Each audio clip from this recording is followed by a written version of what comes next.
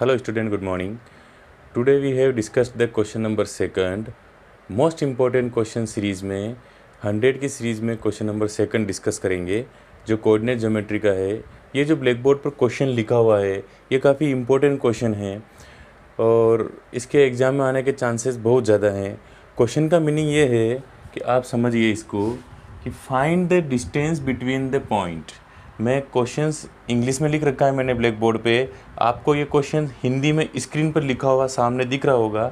हिंदी वाले student screen पर लिखे हुए जो सामने जो क्वेश्चन है उसको ध्यान से पढ़ ले। इस क्वेश्चन का हिंदी अर्थ ये है, ठीक है।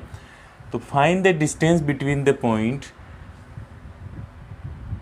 This, find the distance between the point 1,2। तो 1,2 कोई पॉइंट है, ठीक है। तो आप क्या करेंगे कि मान लीजिए ये कोई पॉइंट है, ये पॉइंट आपने मान लिया, ये पॉइंट हो गया 1,2, ठीक है। इस पॉइंट के बारे में बात कर रही है यहाँ तक लाइन कि find the distance between the point. इस पॉइंट की डिस्टेंस फाइंड करनी है किससे? From mid point, mid point से फाइंड करनी किसके? Of the line segment joining point, join the point this 6,8 and 2,4। तो इस पॉइंट की डिस्टेंस फाइंड करनी है mid point of the line, mid point of the line join the point 6,8 and 2,4। इस line segment की ये मान लिए पॉइंट आपके पास ए है, ये बी पॉइंट है, इसका जो मिड पॉइंट है ये मान लो डिवीजन पॉइंट है पी, जिसके कोऑर्डिनेट एक्स वाई आप मान लोगे। तो ए और बी का जो मिड पॉइंट है पी, इस पी से इस पॉइंट को, इसको मान लीजिए आप सी पॉइंट हो गए, इसको सी पॉइंट मान लीजिए। तो सी पी की डिस्टेंस फाइंड आउट करनी है। तो आप इसमें क्या करेंगे, ये मिड पॉइंट दे रखा है आपको, इसका मतलब ये आपके रेशियो 1 हो गया, ये रेशियो आपके 1 हो गया, ठीक है, यहाँ से यहाँ तक। तो मिड पॉइंट जब भी होता है, जब आप क्या करते हैं, ये तो आपके m हो गया, ये n हो गया। देखो a और b को p पॉइंट डिवाइड कर रहा है 1:1 रेशियो में, ठीक है। तो ये 1:1 रेशियो हो गया, मतलब मिड पॉइंट हो गया, ठीक है। 2:2 रेशियो होता तो भी 2/2 1:1 रेशियो आ गया। तो मिड पॉइंट का मतलब ये है आपके पास कि a और b को p बिल्कुल मिड में डिवाइड कर रहा है। ये पार्ट AP = PB है, मिड पॉइंट का मतलब ये है। तो m को इससे मल्टीप्लाई करेंगे 1 × 2 और 1 × 6। तो डायरेक्ट ही मिड पॉइंट फार्मूला यूज कर सकते हैं अपन। आप direct mid point formula use करोगे, यहाँ पर क्या करोगे, CP की डिस्टेंस निकालनी है। तो CP की डिस्टेंस निकालने के लिए सबसे पहले अपन आपको P के कोऑर्डिनेट चाहिएंगे। P के कोऑर्डिनेट क्या, x, y है। तो x, y निकालना आपके लिए सबसे पहले ज़रूरी है। तो आप x, y कैसे निकालेंगे, इस तरीके से आप सॉल्यूशन करेंगे। सॉल्यूशन, तो सॉल्यूशन ऐसे होगा आपका कि let P x, y is the mid point of a point क्या है 6,8 एंड B पॉइंट क्या है अपने पास A एंड B पॉइंट है आपके पास 2,4, ठीक है। Let P x, y is the mid point of A and B। आप क्या करेंगे, माना कि P A और B के बीच का मिड पॉइंट है, जिसके कोऑर्डिनेट आपने यहाँ लिख दिए, जिसके निर्देशांक क्या है x, y है। देन अकॉर्डिंग टू क्वेश्चन के according by mid point formula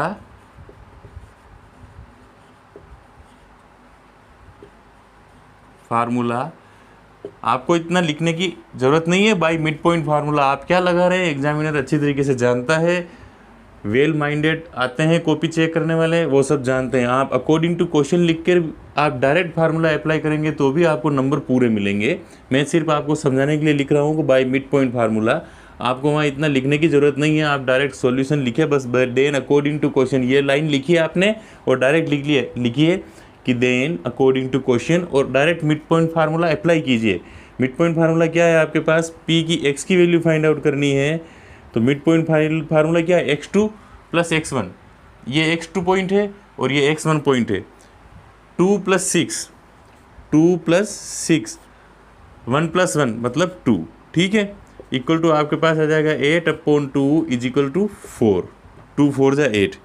y की वैल्यू फाइंड आउट कीजिए, 4 + 8, तो 4 + 8/2, 12/2 इज इक्वल टू 6। ये आपके पास 4,6 आ गई। तो ये जो पॉइंट है P x, y, ये पॉइंट आपके पास क्या आ गया, 4,6 आ चुका है। अब 4,6 और इसकी डिस्टेंस फाइंड आउट करनी है, और करना कुछ नहीं है, C से P की डिस्टेंस फाइंड करनी है। काफ़ी सिंपल क्वेश्चन है, लेकिन इस क्वेश्चन को सिर्फ एग्जाम में समझने पर 2 मिनट में आंसर आ जाएगा। नहीं समझ पाओगे, इसका मीनिंग नहीं समझ पाओगे इस क्वेश्चन का, तो फिर आंसर आना काफ़ी मुश्किल है, आपको तकलीफ आ सकती है, ठीक है।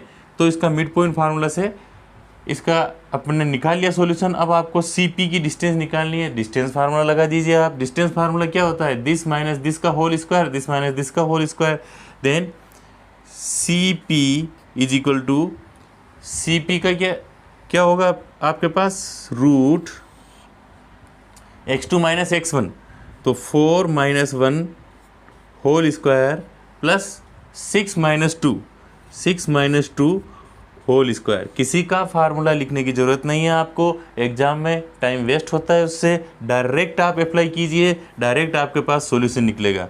इसके बाद आएगा आपके पास this implies CP is equal to, यहाँ पर दिस इम्प्लाइज का साइन लगा दीजिए, this implies CP is equal to root 4 - 1, 3 का स्क्वायर हो गया, 4 - 1 3 होता है ना, 3 का स्क्वायर हो गया, प्लस 6 - 2 4 होता है, तो 4 का स्क्वायर हो गया। आपके पास फाइनल रिजल्ट निकल के आएगा 9 + 16, फाइनल आपके पास आ जाएगा 25 का स्क्वायर रूट, एंड आपके पास आ जाएगा 5। तो CP की डिस्टेंस क्या हो गई, 5। This is your final answer. ये मोस्ट इंपॉर्टेंट क्वेश्चन था, इसलिए इस क्वेश्चन को आप याद रखेंगे। क्वेश्चन का मीनिंग समझ में आ जाना चाहिए, क्वेश्चन पूछ क्या रहा है, ठीक है। मीनिंग समझने आने के बाद क्वेश्चन का सॉल्यूशन 2 मिनट से ज़्यादा टाइम नहीं लेता है, ठीक है। मैंने आपको समझाया इसलिए टाइम ज़्यादा लगा। ये क्वेश्चन सिर्फ और सिर्फ 2 मिनट जितना टाइम लेता है, और 6 नंबर में आने के पूरे चांसेज है, इसलिए आप ऐसे क्वेश्चन में गलती नहीं करेंगे। आप इसको राइट डाउन कर लीजिए। फिर मैं आपको एक दो क्वेश्चन और ऐसे बताता हूँ जो एक नंबर से रिलेटेड हैं, और कोऑर्डिनेट ज्योमेट्री में क्वेश्चन आ जाते हैं कभी कभी एक नंबर के, जो क्वेश्चन स्टूडेंट इजी गोइंग नहीं कर पाते हैं, क्योंकि एक नंबर के क्वेश्चन की तरफ ध्यान ज़्यादा नहीं देते हैं, 6 मार्क्स के क्वेश्चन की तरफ ध्यान ज़्यादा देते हैं, तो वो उस तरफ एक नंबर के क्वेश्चन की टेक्निक भूल जाते हैं। तो आप ये भी राइट डाउन कर लीजिए, फिर मैं आप इसके बाद दूसरे क्वेश्चन पे डिस्कस करता हूँ। यस स्टूडेंट, नाउ 1 मार्क्स का क्वेश्चन क्या आ सकता है, बहुत छोटा सा क्वेश्चन आता है, लेकिन समझने की बात है। जैसे मान लीजिए एक क्वेश्चन है, find the distance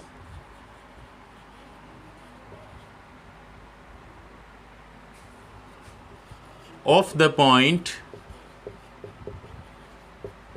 -2,4 from the x axis. ये क्वेश्चन आ जाता है, या यहाँ y एक्सिस लिखा हुआ आ सकता है, कुछ भी आ सकता है, ठीक है। पॉइंट आपके कुछ भी आ सकता है। मैंने सिर्फ आपको एक एग्जांपल लिखा है, पॉइंट के कोऑर्डिनेट चेंज हो सकते हैं। मैंने -2,4 लिखा, हो सकता है 4,-2 हो, 3,0 हो, 0,3 हो, एवरीथिंग नो प्रॉब्लम। कुछ भी निर्देशांक यहाँ हो सकते हैं, कोऑर्डिनेट्स के कुछ भी वैल्यू यहाँ हो सकती है। x एक्सिस की जगह y एक्सिस हो सकता है, या कुछ और चीज़ लिखी आ सकती है। x और y एक्सिस के अलावा तो वैसे कुछ खास लिखा हुआ आएगा नहीं आपके पास, ठीक है। तो आप ऐसे क्वेश्चन को सोल्व क्या करेंगे, देखिए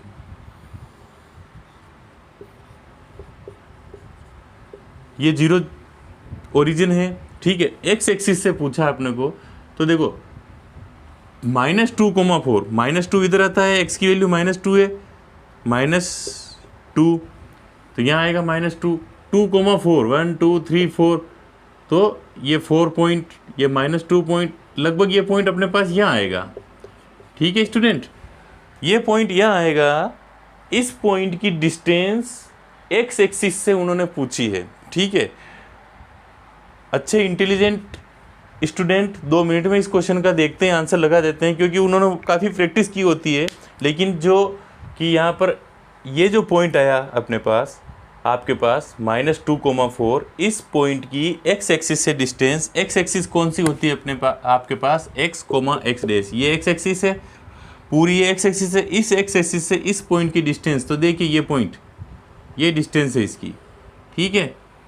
तो इस पॉइंट की डिस्टेंस ये है, ठीक है, आपके पास।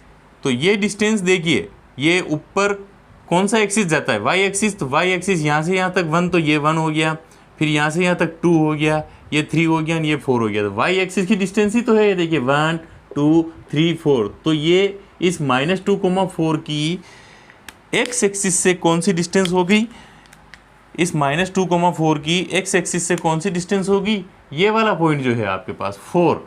तो x एक्सिस की पूछे तब y एक्सिस की वैल्यू लिखनी है, और y एक्सिस से पूछे तब x एक्सिस की वैल्यू लिखनी है आपको आंसर में। तो इसमें अगर यहाँ पर x एक्सिस की जगह चेंज होके y एक्सिस वर्ड आ जाता, स्टूडेंट क्या आ जाता, y एक्सिस वर्ड आ जाता, तो y एक्सिस से इसकी डिस्टेंस कितनी है, ये y एक्सिस है, यहाँ पर ये पॉइंट तो ये कहीं रहेगा।